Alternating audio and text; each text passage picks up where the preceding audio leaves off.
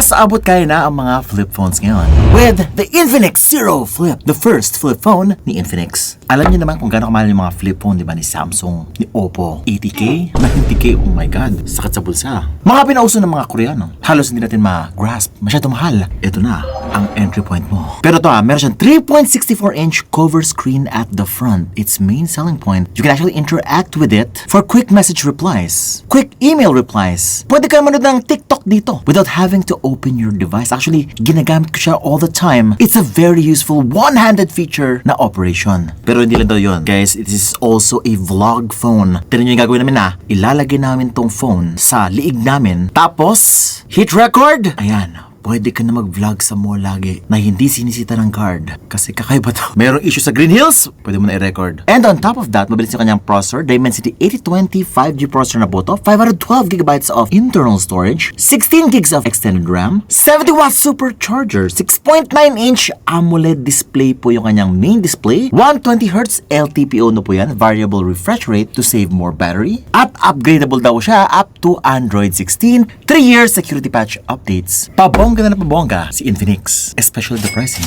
Eto na. Unboxin mo natin. Pasabihin sa you're watching Unbox Diaries. Ooh.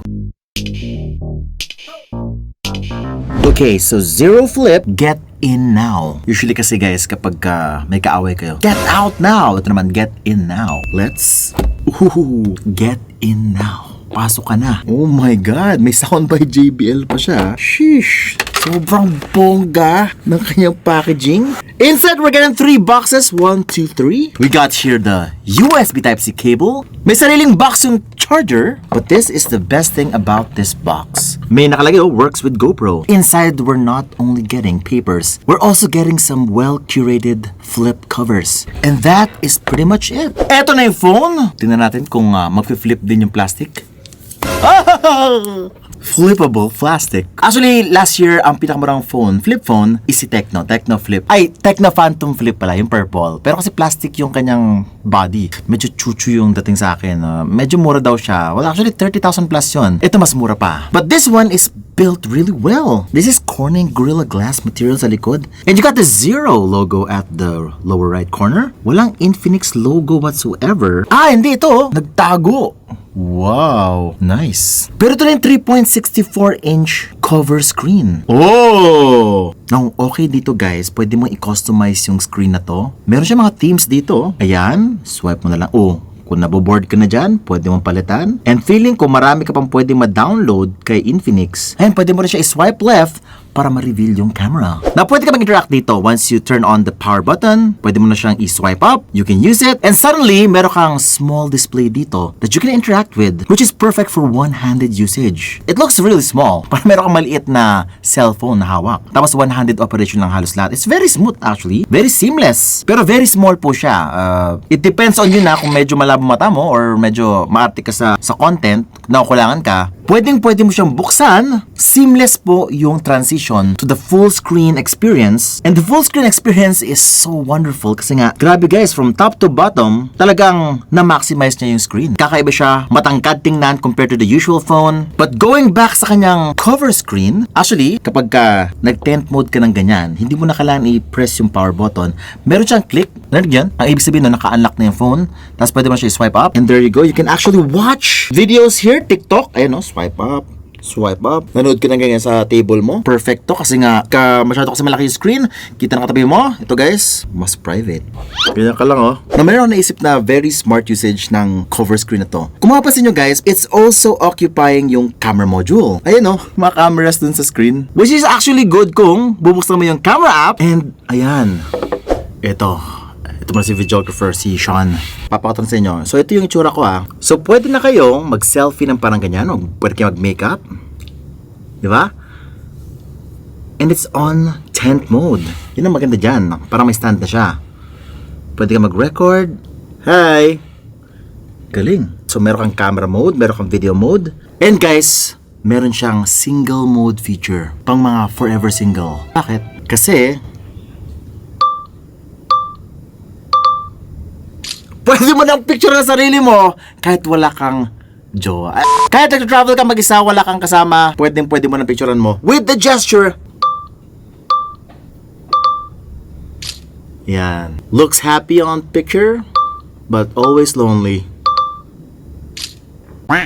Grabe, lakas ng sounds. The sounds on this thing is just huge, full, crisp. Pero guys, tinan mo to. You can actually watch dito sa cover screen. Although medyo maliit siya. Pero kasi guys, kapag malapit yung mukha mo, kung nasa desk ka, it looks pretty okay. It's very watchable and it's very private as well, no? Pwede mo i-ganyan siya. Pwede ka mag-swipe up. Perfect for one-handed usage. Pero kung gusto mo talaga ng mas malaki, mas immersive na experience, ayan. Diba? Wow! Ang laki ng improvement. Mas immersive. Pero syempre, ito very loud na to. Kung nasa office ka, nanonood ka ng ganito, well, kitang-kita yan ng lahat. Pero if you want it to be much more subtle, much more discreet, ito na po yun. Your private mode. Tapos guys, kapag may nag-chat sa akin, ito yung tsura niya. Notification, click ko na lang yan. Ayun, pwede ka lang mag-type ng yes. Pwede ka mag-reply. Tapos guys, ito. Quick reply. Hi. I hope. Hi. Oh, diba? Ganun lang. Quick reply. Tapos, ayun. Tapos na. This is very useful kung yung sa kamay mo ay sobrang full. May bag ka or marami kang grocery na dala dito. And then you have to reply to your jowa kasi nga sobrang matampuhin siya kapag di ka nag-reply agad. Ito na ako. Pauwi na ako. Oh, di ba? Ito nang bilhin mo para hindi na magtampo si jowa. Infinix cares. Ayun. Cares about your jowa. Or kung wala kang jowa, syempre, forever single mode. Nandiyan naman si Globe, si Smart at si NDRMC. Yung mga kachat mo. Now, napansin ko, kapag nag-work ako sa desk, then I have to look at my phone, kailangan ko mag-lean forward ng ganyan, or kailangan ko i-pick up pa yung phone ko, which is a step or two. And sometimes, medyo nakakangala yun. Kailangan mo mag-adjust. What if hindi mo na alam mag-adjust? Siya na mag-adjust para sa'yo. Ito because it can fold, ayan, pwede nang ganyan ka magbasa. And as you can see guys, yung content dito, you don't even have to read the content right here sa bottom kasi kitang-kita mo na sa taas. Pwedeng dito, kung gusto mo makita yung sa baba, scroll up mo lang, kitang-kita mo na siya. Wow, that's actually very useful. And you don't even have to pick up the phone or lean forward to see everything. Very nice and very ergonomic, in my opinion. Napansin ko rin, wala siyang squeak, no? Very seamless and of course, syempre, guys, kahit sobrang ganyan na siya, hindi siya nag-snap to close yung phone. May suporta pa rin. And extreme yung angles na kaya niyang gawin bago siya mag-totally open or totally close. Wow! Wala pong gap yung kanyang hinge as you can see right there. Pero may napansin ako, meron siyang parang curve dito. Ayun doon sa kanyang foldable part. And also may crease pa rin ako nakikita guys. Ayan, yung crease. Meron siya parang lubak dito sa gitna. May feel mo. Pero guys, kapag ginagamit mo na siya, it's really not an issue for me. Siguro kung sobrang arte mo na lang, ayaw mo nakita ng mga ganito, this might not be for you. Just go get a very flat phone if that really bothers you. But for me, di naman masyado pagka hindi ka masyado maarte. Now, ang hindi ko lang nagustuhan dito yung sa kanyang glossy back dito sa kanyang cover display. Well, actually, lahat naman ng display glossy. Syempre, glass yan eh. So, it's a fingerprint magnet, yan. Nila naman. So, isabihin yan, kailangan mo laging punasan yung cover mo, pare. Yan. At least yung ilalim, matte finish. Hindi siya dumihin sa ilalim. And, ito talaga. Now, I really love this kasi nga, ang dali niyang ilagay. Also, sobrang bongga nung design. Feeling ko magbebenta pa ng iba't ibang klaseng design si Infinix, just like si Samsung. Marami siyang mga iba't ibang for its Samsung devices. Pero yung kasama sa box makes the whole phone much more social tingnan and complements the whole thing while protecting it. Ouch. And get this! Meron pa siyang finger strap sa likod. Adjustable yan for pretty much any finger size. Kung hindi masyado malaki yung finger mo. At least akin naman malaki na to. And it fits really well. Para kapag ginagamit mo siyang ganyan, nice. Hindi siya malalaglag. And very secured on your hand. Pero ito nyo matigas po to. Dahil matigas yan, it acts as a stand. Pwedeng ganyan. Pwedeng ganyan. Diba? Dahil mo pwedeng gawin pala sa kanya. Kung kinalatamad ka, pwede rin ganyan. Gusto mo straight? Ganyan. Wow. They've thought of everything. Pero ito pala, tela pala to Tela yan. Works with GoPro.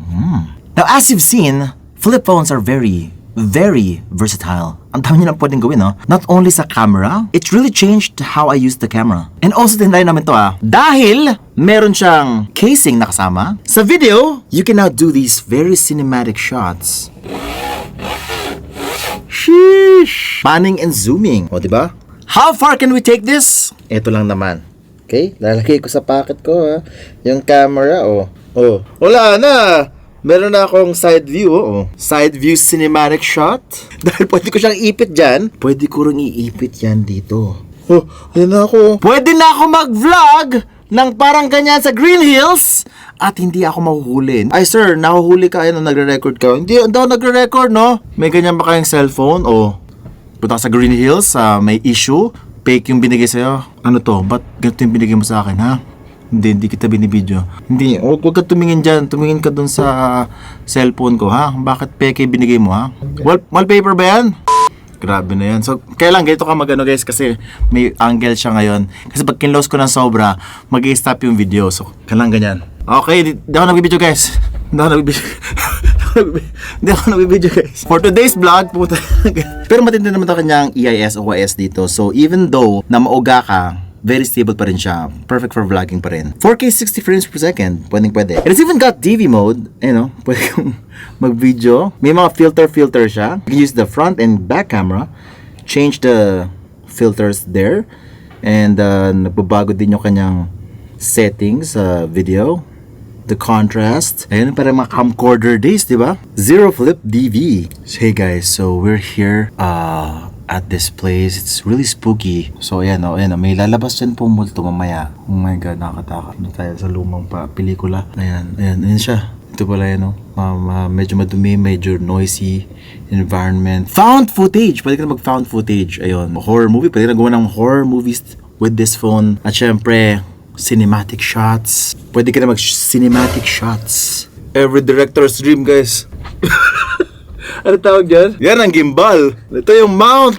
Now the display has a 6.9 inch 120Hz AMOLED foldable display po to na LTPO na variable refresh rate pa. Meaning kaya niyang baguhin yung kanyang refresh rate from 1Hz to 120Hz. Para makasave siya ng battery kapag nakapatay yung screen, 1Hz lang po yun. The display is beautiful, bright, very smooth, masarap na manood ng mga contents dito. Gaming looks like this, very good din. Syempre hindi siya full screen. May mga games na parang putol, no? Pero mukha siyang putol kasi nga madaya na kasi makikita nyo yung sobra sa side. Now, walang problema to sa Mobile Legends, Call of Duty, walang problem. Sa Genshin Impact lang, medyo mabigat na kasi yun. Pero medium settings, kaya naman niya. Antutu benchmark, 713,000 points. Kung gaming hanap mo, serviceable naman siya. Very decent naman siya for games. Pero if you really want hardcore gaming, baka meron ibang phone dyan na para sa'yo. Pero kasi you're buying this for the camera, the entertainment, the flexibility it provides, especially, yung one-handed. I think in terms of usage, parang ang dami kong pwedeng gawin dito. Kasi naman lahat ng tao nag-games. Like my wife, di siya nag-games. My mom doesn't play games. Candy Crush lang. Pero mostly,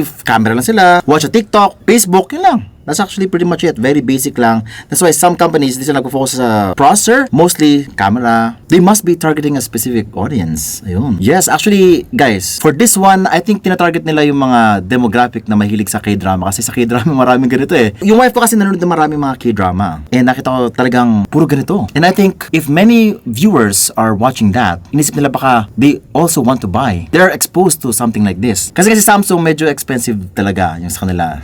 Umabot ng 90,000, 100,000, especially yung mga una nilang versions. And it looks like si Infinix lang at si Tecno right now are the only brands that are providing this level of quality, of versatility at a very affordable price. Yes, this is very affordable now for a flip or foldable device. Something that was very inaccessible for many people is now in your reach. Naipakita ko rin yung mga camera shots dito. Ito yung mga pictures na nakuha ko dito. It's actually very good, no? 50 megapixel OIS, EIS na po to. Hindi lang po 50 MP yung kanyang main camera, but also sa kanyang ultra-wide angle camera. Very nice. Now, I think the cameras on this thing is very similar sa 040 5G. Very similar silang dalawa. Siguro mas lamang lang ng konti si 040 5G in terms of the camera. Pero guys, this is no slouch. Ang ganda po ng kulay. Very professional in the thing.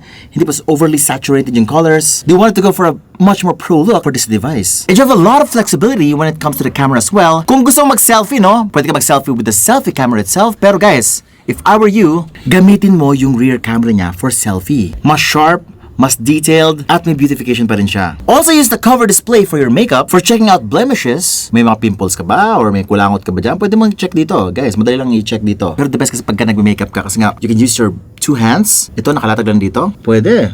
Diba? Very useful. Also, syempre, hindi siya kompleto without AI features. It's also an AI phone. Guys, pumunta ako sa gallery, all of the videos I shot, pwede mong i-collect. Then, select this vlog option down below. At siya na po yung gagawa ng video for you using a bunch of templates, music, transition. Siya na ang bahala gumawa ng video using AI techniques. Nice. Ayun meron ng instant video with all of your collected videos. Also, meron siyang Folax dito, which is using Google Gemini. Let's say, for example, meron kang gustong ipa-summarize sa Wikipedia. Can you summarize this? Siyempre, sobrang haba din kasi too long, didn't read. So, pinasummarize mo na lang kay AI, Folax. Pero Google Gemini yung ginagamit niya. Na parang rebranded niya lang si Folax. Pati yung boses siguro. Folax. Hindi siya Siri. Hindi siya ChatGPT. Folax. Now, this phone is now available sa Shopee and sa TikTok Shop for 29,999. Get in now.